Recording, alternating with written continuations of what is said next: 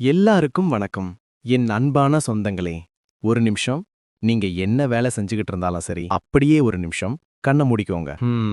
மூச்சு காத்த நல்லா உள்ள இழுத்து மெதுவா வெளியே விடுங்க. வெளியே இருக்கிற சத்தம் எல்லாம் அப்படியே மறையட்டும். என் குரல் மட்டும் உங்க காதுல மெதுவா கேட்கட்டும். இன்னைக்கு நாம ஒரு கதை கேட்க போறதில்ல, ஒரு வாழ்க்கைய, ஒரு ஆன்மாவோட பக்திய பக்கத்துல இருந்து பார்க்க போறோம். நம்ம பக்திங்கிறது பெரிய பெரிய கோயில்ல லட்ச லட்சமா செலவு பண்றதுல இல்ல, தங்க கவசம் சாத்துறதுல இல்ல, நம்ம மனசுக்குள்ள இருந்து வர்ற ஒரு சின்ன நினப்புல இருக்கு, ஒரு சொட்டு கண்ணீர்ல இருக்கு, மத்தவங்களுக்காக நாம கேக்குற ஒரு சின்ன வேண்டுதல்ல இருக்கு. நீங்க இருக்கீங்களா? இல்ல உங்க மனசுக்கு முழுமையான நிம்மதி எப்ப கிடைக்கும்னு என்னைக்காச்சும் யோசிச்சிருக்கீங்களா? நீங்க உங்களுக்காக இல்லாம மத்தவங்களுக்காக மனசார ஒரு சின்ன விஷயம் செய்யும்போதுதான் அந்த நிம்மதி கிடைக்கும். வாங்க, நாம இப்போ ஒரு சின்ன கிராமத்துக்கு போவோம். அந்த கிராமத்தோட கடைக்கோடியில ஒரு ஓட்டு வீடு, வாசல்ல துளசி மாடம். அந்த வீட்டுக்குள்ள வள்ளிப்பாட்டின்னு ஒரு அம்மா. வயசு 80 தாண்டி போச்சு.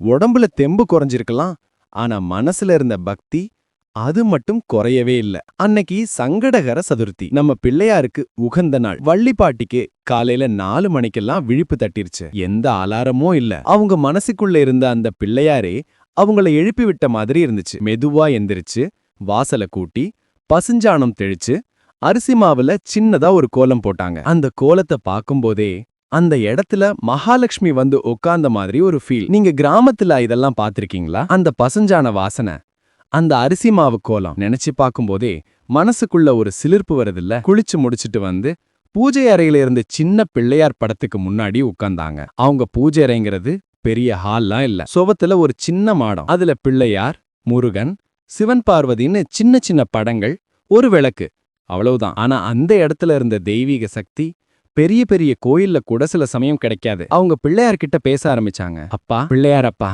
இன்னைக்கு உனக்கு பிடிச்ச நாள், உனக்கு மாவிளக்கு போடணும்னு ஆசையா இருக்குப்பா. ஆனா உடம்புல தான் தெம்பில்ல, கையில காசும் இல்ல, நான் என்னப்பா பண்ணுவேன்? அவங்க கண்ணுல இருந்து 2 சொட்டு கண்ணீர் அந்த விளக்கு வெளிச்சத்துல முத்து மாதிரி நின்னுச்சு. ஆனா பாருங்க, உண்மையான பக்தி இருந்தா அந்த சாமி வழிகாட்டாம இருப்பாரா? திடீர்னு அவங்களுக்கு ஒரு ஞாபகம் வந்துச்சு. பரன் மேல போன வருஷம் அறுவடை செஞ்சப்போ மிச்சம் வச்ச நெல்லு கொஞ்சம் ஒரு பானையில இருக்குமே. மெதுவா தள்ளாடிக்கிட்டே எந்திரிச்சு அந்த பரன்ல கைய விட்டு துழாவுனாங்க.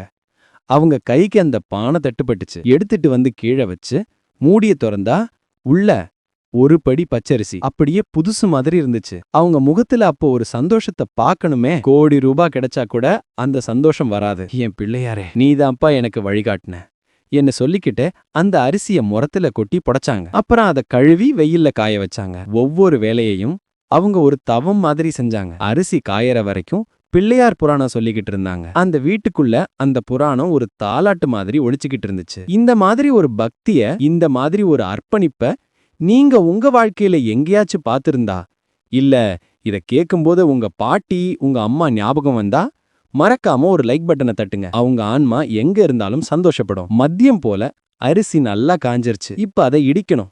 மிக்ஸி எல்லாம் கிடையாது. அவங்க வீட்டு முற்றத்துல இருந்த ஆட்டுக்கல்லுல தான் இடிக்கணும். அந்த அரிசிய கல்லுல போட்டு மெதுவா தான் உடம்புல இருந்த மொத்த பலத்தையும் திரட்டி அந்த உலக்கைய தூக்கி போட ஆரம்பிச்சாங்க. லப் டப், லப் டப். அது உலக்க சத்தம் இல்ல, அந்த பாட்டியோட இதய துடிப்பு. ஒவ்வொரு இடிக்கும் ஓம் கணபதியே நமக என்ன சொல்லிக்கிட்டாங்க. அவங்க நெத்தியில இருந்து வேர்வை சொட்டு சொட்டா அந்த மாவுல விழுந்துச்சு. கொஞ்ச நேரத்துல அந்த அரிசி மாவா மாறிடுச்சு. அதை எடுத்து சலிச்சு அது கூட இடிச்சு வச்சிருந்த வெல்லத்தையும் ஏலக்காய் பொடியையும் சேர்த்து பிசைய ஆரம்பிச்சாங்க. ஆஹா, அந்த வாசனை! பச்சரிசி மாவு, வெல்லம், ஏலக்காய், நெய் எல்லாம் சேரும்போது ஒரு வாசனை வருமே.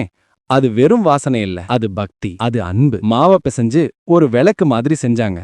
அதுல ஒரு குழி பறிச்சு பஞ்சு திரிய வச்சு பசுநெய்ய ஊத்துனாங்க. அவங்க செஞ்சது ஒரு மாவிளக்கு இல்ல, அவங்க இலையத்தையே ஒரு விளக்காக்கி அந்த பிள்ளையாருக்கு கொடுக்க தயார் பண்ணிட்டாங்க. நம்ம சாமிக்கு என்ன கொண்டு போறோம்? கடையில இருந்து வாங்கின பழம், பூ, தேங்காய், அது தப்பில்ல. ஆனா என்னைக்காச்சு நமக்காக நம்ம கையால அந்த சாமிக்காகவே ஒரு விஷயத்த ஆத்மார்த்தமா செஞ்சிருக்கோமா? யோசிச்சு பாருங்க. அந்த விளக்க ஒரு தட்டுல வச்சு மெதுவா நடந்து ஊர் முனையில இருந்த அரசமரத்து பிள்ளையார் கோயிலுக்கு போனாங்க. சின்ன கோயில், கூரை கூட சரியா இல்ல, ஆனா அந்த பிள்ளையார் ரொம்ப சக்தியானவர். கோயிலுக்குள்ள போய் பிள்ளையாருக்கு முன்னாடி அந்த விளக்க வச்சுட்டு ஒரு தீக்குச்சிய உரசுனாங்க. படன்னு சப்தம். ஆனா விளக்கு பத்திக்கல. காத்து மறுபடியும் உரசுனாங்க.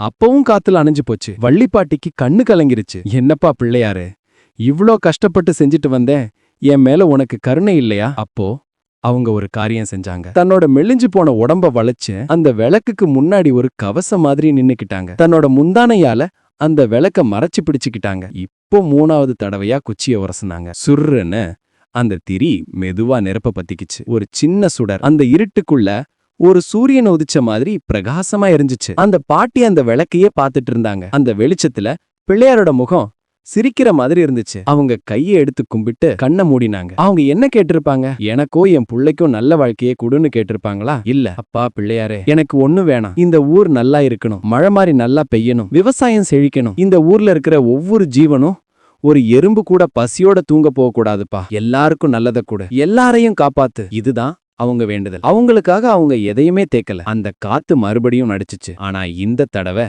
அந்த சுடர் ஆடவே இல்ல. அந்த பாட்டியோட பக்திக்கு முன்னாடி அந்த காத்து கூட பயந்து ஒதுங்கி போன மாதிரி கம்பீரமே எரிஞ்சிட்டு இருந்துச்சு. என் அன்பான சொந்தங்களே, இந்த கதையை கேட்ட உங்க மனசு இப்ப எப்படி இருக்கு? ஒரு சின்ன அமைதி, ஒரு சின்ன நிம்மதி உங்களுக்குள்ள வந்திருக்கா? பக்திங்கிறது இதுதான். ஆரவாரம் இல்லாத, விளம்பரம் இல்லாத, பிரதிபலன் எதிர்பார்க்காத ஒரு தூய்மையான அன்பு. நம்ம கிட்ட இருக்கிறத மனசார அந்த இறைவனுக்கு கொடுக்கிறது. இந்த கதை உங்க மனச கொஞ்சம் ஆசுவாசப்படுத்திருக்கும்னு நான் நம்புறேன். உங்களுக்கு இந்த மாதிரி கதைகள் பிடிச்சிருந்தா நீங்க யாருக்கு இந்த கதையை சொல்லணும்னு நினைக்கிறீங்களோ, யாருக்கு இந்த அமைதி தேவைப்படுதுன்னு நினைக்கிறீங்களோ அவங்க பேரை கமெண்ட்ல சொல்லுங்க.